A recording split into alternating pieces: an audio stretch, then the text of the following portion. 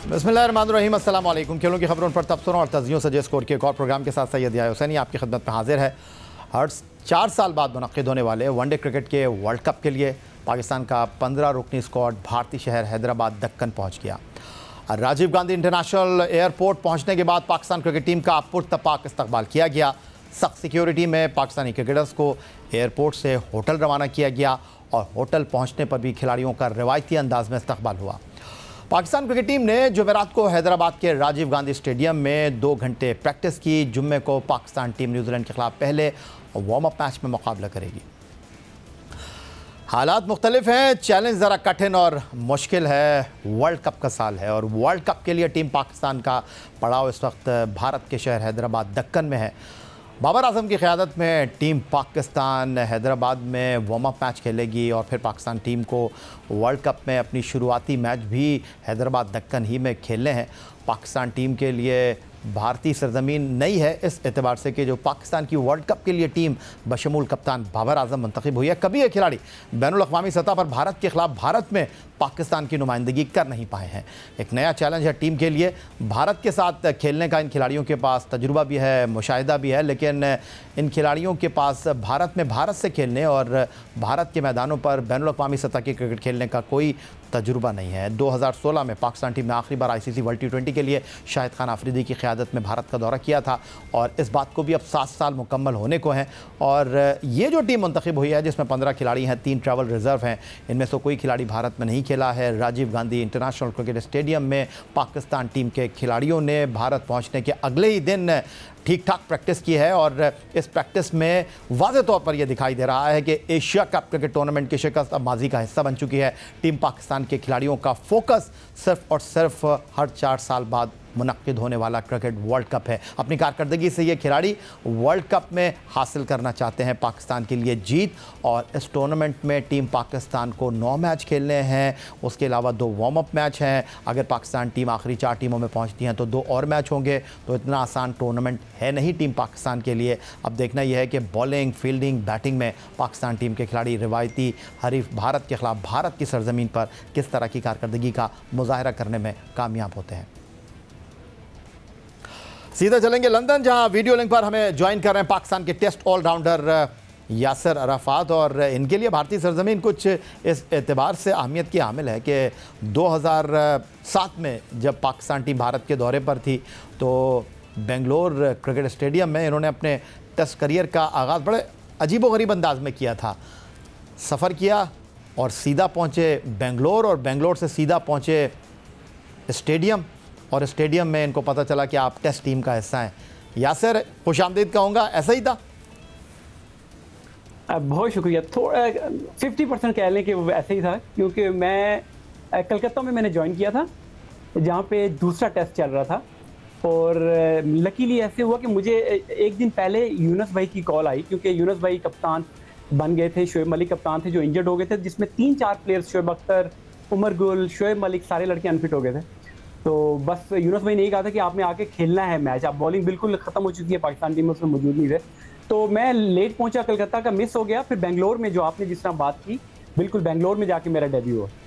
तो यासिर, ये बताएं कि आप चैम्पियंस लीग में कई बार भारत खेलने के लिए जा चुके हैं।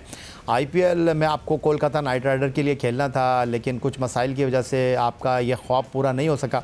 अब भारत में खेलने का आपके पास तजुर्बा है। भारत में भारत के ख़िलाफ़ खेलने का जो प्रेशर टीम के खिलाड़ियों पर होता है उसको आप बाखूबी जानते हैं। कुछ अपनी यादें शेयर करें और इस टीम को उसके साथ आप कैसे कंपेयर करना चाहेंगे? देखिए, बिल्कुल वो जो बेंगलोर की आपने शुरू में बात की, तो वो मेरा पहला मैच था, एज ए डेब्यू था टेस्ट का और बेंगलोर में था। और देखें, अराउंड 40 से 45 हज़ार शायकीन उस ग्राउंड में और ग्राउंड पूरा भरा हुआ था। और मैं अंडरस्टैंड कर सकता हूँ कि किसी भी नए लड़के के लिए इतने ज़्यादा क्राउड के सामने, और वो भी इंडिया जैसी टीम के खिलाफ जहाँ पे एक से एक अच्छा बैट्समैन हो एज अ बॉलर, कितना मुश्किल होता है। तो मैं यही रिलेट, जिसने आपने कहा कि इन प्लेयर्स के साथ रिलेट करना, देखिए थोड़ा सा मुश्किल होगा हमारे प्लेयर्स के लिए, ऑल्दो इनके खिलाफ ओवरसीज तो खेले हैं, जिसमें दुबई में या ऑस्ट्रेलिया में तो खेले हमारे लड़के, मगर इंडिया में उनकी होम कंडीशंस, होम क्राउड के सामने खेलना एक बहुत बड़ा चैलेंज होगा।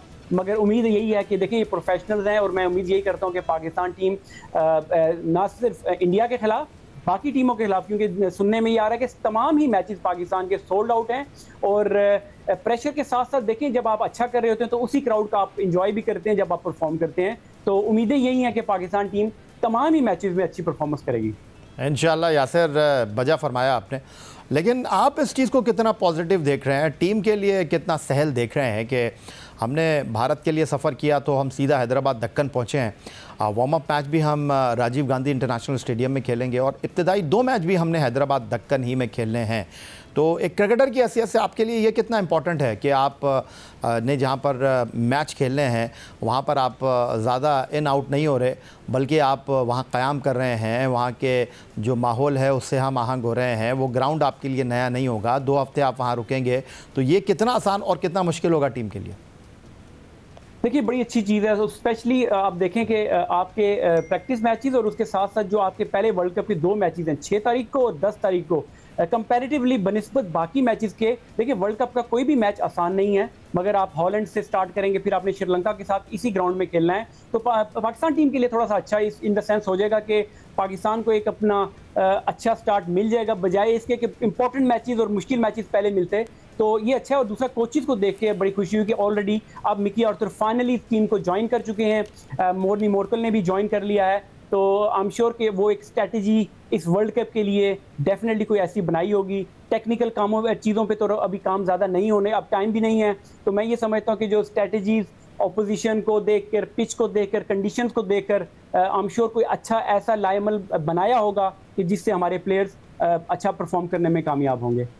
Test allrounder Yasir Arfat London से वीडियो लिंक पर हमारे साथ मौजूद हैं। एक तरफ पाकिस्तान टीम भारत में मौजूद है आईसीसी वर्ल्ड कप खेलने के लिए, और उधर दूसरी तरफ पाकिस्तान टीम के खिलाड़ियों के लिए अच्छी खबर है, और वो ये है कि पाकिस्तान क्रिकेट बोर्ड और खिलाड़ियों के दरमियान मुज़ाकरात जो हैं वो खुश उसलूबी के साथ तय हो गए हैं। और जैसे ही टीम पाकिस्तान ने भारत में कदम रखा, यहाँ पाकिस्तान क्रिकेट बोर्ड के मीडिया डिपार्टमेंट ने इस बात का खुलासा किया कि खिलाड़ियों के सेंट्रल कॉन्ट्रैक्ट का जो मामला है वो हल हो गया है। लेकिन सेंट्रल कॉन्ट्रैक्ट के मामला सामने आने के बाद एक बार फिर बहुत सारे सवालात यहाँ पर उठ रहे हैं, उस पर गुफ्तगू करेंगे एक ब्रेक के बाद।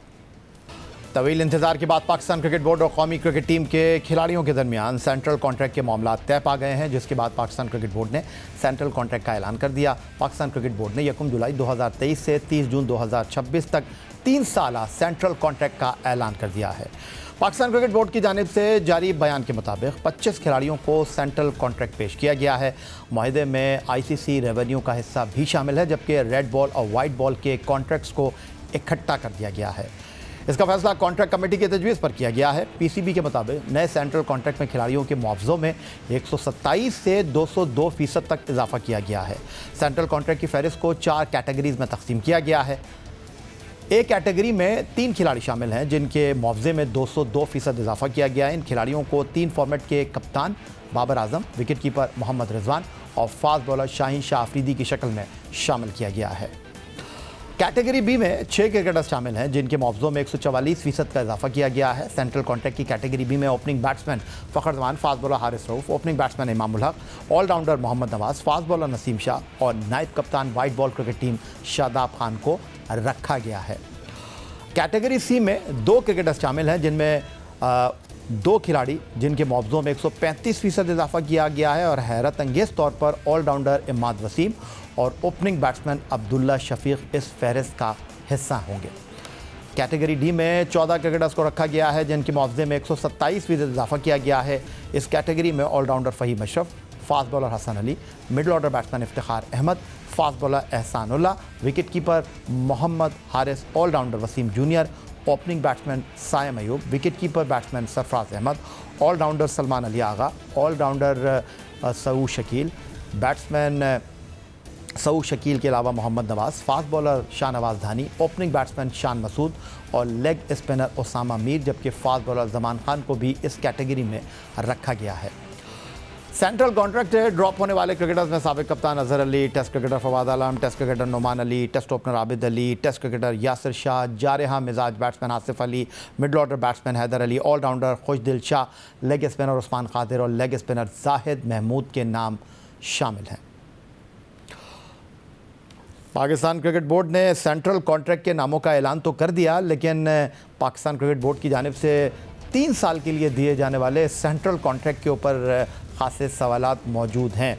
यासिर, तफसीलात आपके सामने मैंने रखी हैं और जब से ये सेंट्रल कॉन्ट्रैक्ट अनाउंस हुआ है इस हवाले से बहुत सारे सवालात, बहुत सारे तहफ़्फ़ुज़ात सामने आ रहे हैं। पहला सवाल तो ये है कि क्या ये बात दुरुस्त है कि 3 साल के लिए सेंट्रल कॉन्ट्रैक्ट का ऐलान किया गया है? हालांकि पाकिस्तान क्रिकेट बोर्ड ने यह कहा है कि 12 महीने के बाद खिलाड़ियों की कारकर्दगी का जायज़ा लिया जाएगा।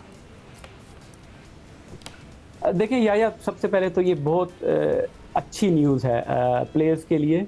आप जितना मर्जी कह लें कि प्लेयर्स प्रोफेशनल होते हैं, उनको अपनी क्रिकेट पे फोकस करना चाहिए, मगर समहाउ ये जो चीज़ें हैं, ये फाइनेंशियल जो साइड होती है, ये प्लेयर्स के बैक ऑफ द माइंड चल रही होती हैं और आपकी जो परफॉर्मेंस होती है ये रिलेट करती है इन चीज़ों से।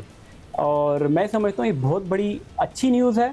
और देखिए, ये एक इन्वेस्टमेंट होती है। जब आप प्लेयर्स को लुक आफ्टर करते हैं, उनका ख्याल रखते हैं, तो जो परफॉर्मेंस है वो प्लेयर्स की खुद जो है वो खुद बेहतर होना शुरू हो जाती है, रिजल्ट्स आपको अच्छे आना शुरू हो जाते हैं। तो मैं ये समझता हूँ ये गुड न्यूज़ है प्लेयर्स के लिए, specially before the world cup. Although 3 महीने लेट हुए हैं, मगर ये अच्छी चीज़ है। जो सवाल आपका है वो 3 साल वाला, मैं ये समझता हूँ हो सकता है इसमें चेंजिंग आ जाए। मैं ये होना तो यही चाहिए, लॉन्गर टर्म के लिए होना चाहिए। प्लेयर्स की परफॉर्मेंस बेस, उनकी फिटनेस बेस असेसमेंट होनी चाहिए, उस हिसाब से प्लेयर को कॉन्ट्रैक्ट मिलने चाहिए। इतने आपने नाम ले लिए, काफ़ी ज़्यादा नाम थे और 25 कॉन्ट्रैक्ट से इसमें 2 प्लेयर्स का कह सकते हैं। एक सरफराज अहमद कि जो कि आपके एक्स कैप्टन हैं, आपके लिए टेस्ट फॉर्मेट खेलते हैं और अभी भी वाइट बॉल के लिए वो अवेलेबल तो हैं 50 ओवर के लिए। उनको डी कैटेगरी में देखते हुए थोड़ा सा मुझे एक है। और उसके अलावा इमाद वसीम की आपने भी मेंशन किया, पिछले 15 से या 18 महीने से वो मेरे ख्याल से पाकिस्तान के लिए क्रिकेट नहीं खेले। तो थोड़ा इसमें ये देखना पड़ेगा कि क्या कवानीन हैं इन कॉन्ट्रैक्ट्स देने के, किस वजह से दिए जाते हैं या किस वजह से नहीं दिए जाते, ये थोड़ा सा क्लियर होना चाहिए पाकिस्तान क्रिकेट बोर्ड की तरफ से। इन चीज़ों को बिल्कुल आपने कहा कि क्रिस्टल क्लियर होना चाहिए और आपने वजह फरमाया कि खिलाड़ियों को थोड़ा सा फाइनेंशियली तौर पर जो है वो कुशन मिलना चाहिए, उनके लिए आसूदगी होनी चाहिए और जब इस तरह के मामलात होंगे तो वो और अच्छे तरीके से निडर होकर परफॉर्म करने की कोशिश करेंगे। नसीम शाह अनफिट हुए हैं, एहसानुल्लाह अनफिट है, लेकिन उनका सेंट्रल कॉन्ट्रैक्ट में नाम, अच्छी खबर है। लेकिन दूसरी जानिब ये बात बड़ी हैरान कुन है कि इफ्तिखार अहमद पाकिस्तान के लिए वाइट बॉल क्रिकेट के दोनों फॉर्मेट खेल रहे हैं, उनका नाम डी कैटेगरी में, कुछ आप अंडरस्टैंड कर रहे हैं इस बात को? देखिए, आप बहस कर सकते हैं प्लेयर्स को कैटेगरीज में, हमेशा से ये हुआ है, इस दफ़ा की बात नहीं, हमेशा से जब भी नाम अनाउंस हुए हैं कुछ प्लेयर्स के ऊपर डिस्कस हुए। मगर इफ्तिखार आपने बिल्कुल अच्छा पॉइंट किया कि एक ऐसा प्लेयर जो कि आपको, मैं तो ये समझता हूँ कि उनको उन पे बल्कि प्लानिंग ये करनी चाहिए कि वो टेक्निकली, मैं समझता हूँ कि one of the best player in the Pakistan team है कि अगर उन पे थोड़ी तवज्जो दी जाए, उन पे काम किया जाए, उनको फोर्स किया जाए जाके, इवन जब उनको गैप मिले, बजाय के लीग्स खेलने के वो जाके फर्स्ट क्लास क्रिकेट खेलें। और वो तो टेस्ट क्रिकेट के लिए भी बड़े मिडिल ऑर्डर में बड़े अच्छे प्लेयर साबित हो सकते हैं। तो उनको देखते हुए जिस तरीके की उनकी परफॉर्मेंस है, उनको ऊपर बेहतर कैटेगरी सी भी दी जा सकती थी। मगर अगेन देखिए, ये पाकिस्तान क्रिकेट बोर्ड की स्वादबीद है। मगर एक चीज़ मैं यहाँ और याया ऐड करूँगा, हम लोग हमेशा पाकिस्तान टीम के ऊपर के जो प्लेयर्स होते हैं उस पर उन पे कंसंट्रेट करते हैं। इसी तरह इन्वेस्टमेंट अगर आप जूनियर लेवल पे, छोटे लेवल पे, और जो डोमेस्टिक क्रिकेट अभी चल रही है, जो कि हार्डली कहीं इतना ज़्यादा ना उसको सोशल मीडिया पे बताया जा रहा है, उनकी परफॉर्मेंसेस देखी जा रही हैं, और अगर वहाँ पे ग्रास रूट पे, क्योंकि जो बैकबोन है किसी भी टीम की, इंडिया आपके पास एग्जाम्पल है, इंग्लैंड आपके पास एग्जाम्पल है, और अगर दूसरे मुल्क से अगर आप सीखना चाहें, अच्छी एग्जाम्पल लेना चाहें, तो उनकी आप बेंच स्ट्रेंथ को देख लें। अभी आयरलैंड के खिलाफ एक भी प्लेयर जो वर्ल्ड कप का उस टीम में नहीं था, आपने देखा होगा कि आयरलैंड के खिलाफ इन 50 ओवर 8 ओवरों में जिस तरीके से उन लोगों ने 100 रन मुकम्मल किए और जिस तरीके की क्रिकेट खेल रहे हैं, बेंच स्ट्रेंथ इन टीमों की है। तो पाकिस्तान टीम का प्रॉब्लम ये रहा है कि हमेशा से हम लोग कंसंट्रेट करते हैं अपने बड़ी टीम पर, और जब भी हमें इंजरीज, अपनी एशिया कप में जब आपको इंजरीज हुई तो आपके पास रिप्लेसमेंट ही नहीं थी, तो आपको बाय फोर्स आपको ऐसे प्लेयर्स पिक करने पड़े कि जो खुद अभी इंजरी से, हसन अली की मैं ये नहीं कह रहा कि वो गलत सिलेक्शन है, मगर प्रॉब्लम ये है कि आपके पास ऑप्शन नहीं थी, बेंच स्ट्रेंथ के प्लेयर्स आपके पास रेडी नहीं थे कि जो टीम में आते। तो यही तो मसला है यासिर अरफात साहब के परफॉर्मेंस की आप बात कर रहे हैं, सेंट्रल कॉन्ट्रैक्ट आप दे रहे हैं। आपने बिल्कुल वजह फरमाया कि खिलाड़ियों को सेंट्रल कॉन्ट्रैक्ट मिलने चाहिए, ये उनका हक है, और क्रिकेट बोर्ड अगर पैसे कमाता है तो खिलाड़ियों की परफॉर्मेंस उसका एक अहम मुहर्रिक है। लेकिन मैं 4 खिलाड़ियों के नाम आपके सामने रखता हूँ, और ये 4 खिलाड़ी अब तक अपने आप को जस्टिफाई नहीं कर सके हैं। शाहनवाज धानी हो गए, फ़हीम अशरफ हो गए, Wasim junior world cup team का स्क्वाड का हिस्सा हैं, रिज़र्व खिलाड़ियों में wicket keeper Mohammad Haris team के साथ मौजूद हैं। ये जो सेंट्रल कॉन्ट्रैक्ट में शामिल किए गए हैं, अगर क्रिकेट बोर्ड के सामने ये सफ़ा रखा जाए कि आप इनके क्रेडेंशियल बता दें, आप इनकी परफॉर्मेंस बता दें, तो शायद उनके पास भी सफ़ा खाली ही वापस आएगा। देखें, बिल्कुल आपने ये जो नाम लिए, अगर परफॉर्मेंस की अगर बात करें और इनकी जो अफादियत है पाकिस्तान टीम में जब खेलते हैं, बिल्कुल एक बड़ा क्वेश्चन मार्क है। उसके साथ साथ फिटनेस का, जिस तरह शाहनवाज दानी की भी आपने अगर बात की, तो फिटनेस की इशू है। मगर ऑन दी अदर हैंड देखिए, अल्टीमेटली ये बेनिफिट ही होगा इन प्लेयर्स को, जो लोग जिनको इन कॉन्ट्रैक्ट दिए जा रहे हैं एटलीस्ट, क्योंकि ये फ्रिंज ऑफ पाकिस्तान टीम है ना, ये खेल रहे हैं नहीं खेल रहे, अगर इनको मिल गया है, अब इनकी रिस्पॉन्सिबिलिटी बनती है प्लेयर्स को कि अगर पाकिस्तान क्रिकेट बोर्ड ने आपको ऑनर किया है, आपको लुक आफ्टर कर रहे हैं, तो आपको अपनी फिटनेस, आपको क्रिकेट पे अपने फोकस करना पड़ेगा, बजाय ये कि आप इधर उधर लीगों में जाके खेलें और एक्टिविटीज़ में इन्वॉल्व हों। तो आपको अब अपनी, क्योंकि साल का जिस तरह पाकिस्तान क्रिकेट बोर्ड हमेशा यही कहता है कि रिव्यू किया जाता है आपकी परफॉर्मेंस और फिटनेस, तो आई एम श्योर ये प्लेयर अब इस चीज़ को ऑनर करेंगे कि जब पाकिस्तान क्रिकेट बोर्ड आपको लुक आफ्टर कर रहा है, तो आपने भी अपना फोकस जो है, अपनी परफॉर्मेंस जो है, वो आपने एक उसका स्टैंडर्ड मेंटेन करना है। लेकिन दूसरी तरफ यासिर, ये नहीं बताया पाकिस्तान क्रिकेट बोर्ड ने कि ये जो सेंट्रल कॉन्ट्रैक्ट हासिल करने वाले क्रिकेटर्स हैं, इनको कितनी लीग खेलने की इजाज़त होगी। ख़जानों के मुंह खोल दिए हैं पाकिस्तान क्रिकेट बोर्ड ने, बहुत अच्छी बात है। 3 साल के लिए सेंट्रल कॉन्ट्रैक्ट में खिलाड़ियों को जकड़ लिया है, खिलाड़ियों ने दस्तखत भी कर दिए हैं। लेकिन फिर यही होगा कि जनाब सेंट्रल कॉन्ट्रैक्ट भी दे दिया, मर्ज़ी का सेंट्रल कॉन्ट्रैक्ट भी दे दिया, जब लीग के NOC की बात आएगी, फिर पाकिस्तान क्रिकेट बोर्ड और खिलाड़ी आमने सामने होंगे, फिर अहम टूर्नामेंट से पहले खिलाड़ी अनफिट हो जाएंगे, तो फिर इस सेंट्रल कॉन्ट्रैक्ट की कोई हैसियत नहीं है। बिल्कुल आपने देखे कहा, जो चीज़ें क्लियर होनी चाहिए। अब जो है, जो जिस तरह सेंट्रल कॉन्ट्रैक्ट लड़कों को दिए हैं, मैंने ये सुना है, अब कंफर्म मुझे भी नहीं है, कि उसमें बताया ये गया है कि PSL के अलावा 2 लीग्स की इजाज़त होगी प्लेयर्स को जो सेंट्रल कॉन्ट्रैक्टेड होंगे। और उसके बावजूद देखें, मैंने जो थोड़ी देर पहले बात की फर्स्ट क्लास की क्रिकेट की अहमियत की, अभी देखें, अभी भी लड़के जो हैं, अगर भी कोई भी लीग होगी या कोई और होगा, कहीं कुछ लड़के अभी क्लब क्रिकेट छोड़ के आए हैं या काउंटी में भी खेल रहे हैं, जब आप डोमेस्टिक क्रिकेट में पैसा डालेंगे तो लड़के खुद ब खुद इंटरेस्ट शो करेंगे, आकर अपनी डोमेस्टिक को खेलेंगे जब भी उनको मौका मिलेगा। वेयर पास्ट में या रिसेंट पास्ट में यही होता हुआ आया है कि लोग अपनी डोमेस्टिक को इग्नोर करते रहे, जिसकी वजह से आपके प्लेयर जो हैं वो लॉन्गर फॉर्मेट के या टेस्ट क्रिकेट के वो डेवलप ही नहीं हुए।